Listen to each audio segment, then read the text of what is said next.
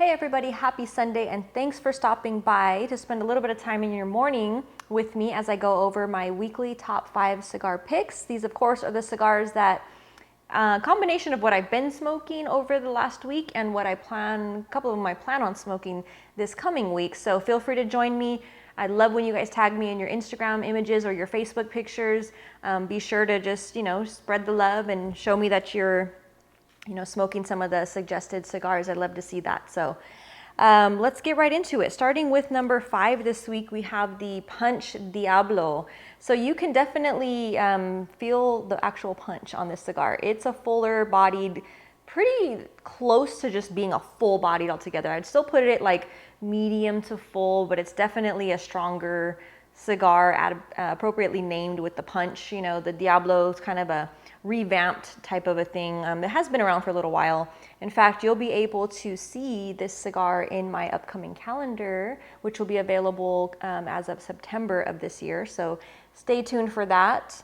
But the details on this fun little stick here are that it has an Ecuadorian Sumatra Oscuro wrapper, a Connecticut broadleaf binder, US grown, and Nicaraguan and Honduran on the filler. So you get the combination of the nice woodsy notes, blasts of pepper, nothing that's too in your face as far as the flavors are concerned, but you do feel them. They're just a nice ramped up amount of those flavors, as well as a few others kind of mixed in, but it's definitely a cigar that you want to have after you've eaten something.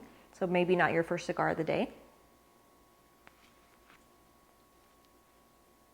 Moving on to number 4 this week, we have another one from Cuevas Cigars. This is Casa Cuevas. This is their beautiful Reserva Maduro. Again, just a cigar company that has a beautiful history, a huge family. It's been passed down now. This is the 5th generation, and I mentioned this on a top 5 that I did where I had their cigar featured, that I had the pleasure of meeting both father and son and mother. So it was a really, really nice opportunity to just get, a lot of information about not just their company, but them as a family. And just, I love to see people that have that tremendous passion, and to see it passed down is just wonderful. So again, a beautiful cigar coming out of a very nice portfolio. This one is featuring a very nice San Andres wrapper, Dominican olor on the binder, and then Nicaraguan, Dominican, and Pennsylvania for the filler, Pennsylvania broadleaf that is. So this one you're gonna get the dark chocolate notes, that subtle spice coming in, a little bit of an orange peel, orange citrus peel.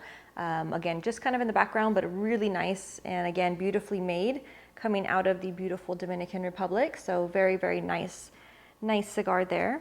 Joining my list for, I think, the second or third time is another little fun kind of that value cigar. Again, for those of us who like to smoke a lot of cigars on a regular basis, definitely want to pick up at least a box, I'd say, of the Buffalo 10 cigar, my number 3 cigar this week.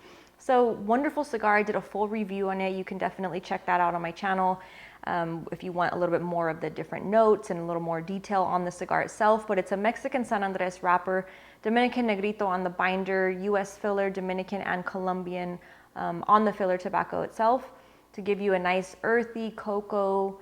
You get the subtle spice, you get that muted kind of black pepper, just a nice cigar made very well, coming out of the El Artista factory in the Dominican Republic. And again, just a steal of a price. I mean, it's like a $5 stick and it's phenomenal. So definitely want to pick up some of those if you haven't already. Moving along to number 2 this week, we have the beautiful Trinidad. So not the Cuban Trinidad, this is the non-Cuban brand of Trinidad, and this is the new Espiritu. This is the series number 1, it says. Beautiful band. Love the packaging this year on what they've done. It's usually that traditional, just black and gold kind of subtle. This year, they just revamped this old kind of vintage idea. Again, Trinidad being one of those brands that was, the Cuban brand itself was actually done, I think it's right around the same time as Cohiba, so like 1969, and it was another cigar that was presented at that time. It was just for Castro, so it wasn't something that was available to the masses, again, at that time when they first came out. But going with, kind of paying homage to that, this whole vintage idea and this really fun Caribbean style, very colorful. I believe they're having some different events and some themes based around that whole thing. So just a lot of fun, but good cigar. I had an opportunity to smoke it during the show as well as, after I got back from the show.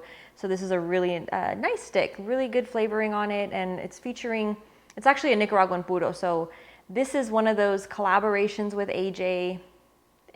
So right away, it's one of those cigars that it's just going to be good because AJ touched it. And he's just one of those people that he's blending some amazing cigars. In fact, I didn't even mention it on the punch. He's also the person that they collaborated for that punch Diablo. AJ was the blender behind that. So this is also an AJ creation as well as my number one stick, which I'll get to in a moment. So I didn't even realize that until right now. I picked 3 of the AJ inspired, collaborations on those sticks, but just a really, really fun cigar again with the colorful band, the story behind it. Nicaraguan puro, you're getting, green and pepper kind of coming in and out with that spice. It's on top of like a dusted cocoa-y, not super sweet, but you could pick up some of that background of the cocos in there. As well as a nice underlying earthiness throughout, but really nice cigar. You do pick up some complexities, as you smoke it a little bit more. It's very balanced, but really nice. So I liked it quite a bit. And which brings me to number 1 this week. This is the new Southern Draw. This is the Kudzu Lustrum. So this is a new one that they launched during the show in a beautiful bellicoso size. Wonderful stick. Again, this is another one of the AJ type of cigars are made at his factory. He has a hand in the blending process in that, but just a beautiful stick. Lots of good flavor on this one. I pick up, a little bit of like the golden raisin, a little hint of the dried fruit. Sounds funny, but like the rice pudding kind of has that weird little sweet something. It just reminded me of like the tapioca type of pudding that's out there, as well as that just, traditional cocos and the coffee. So it's a really nice blend. You do pick up some spice as well, transitioning throughout as you smoke it.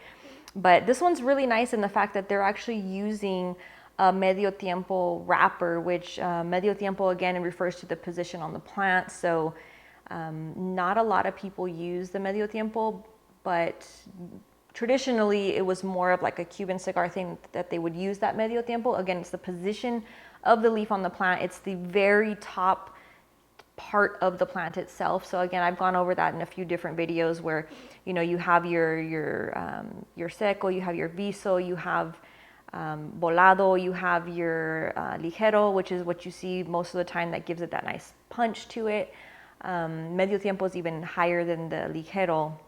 Again, a lot of people don't really use that, so it was interesting to me that they chose to use that. It's a really kind of a unique idea, or a unique tobacco itself to get. And then this is, of course, laying on top of a binder from Ometepe. So Ometepe is that beautiful island area in Nicaragua that is just incredible flavor.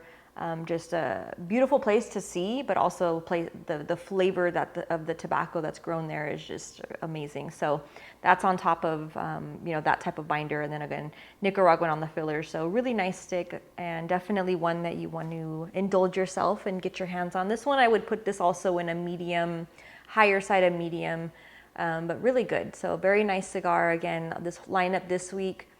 Not necessarily cigars for brand new smokers. I do have a lot of people that ask me, if they're new to smoking, what should they do?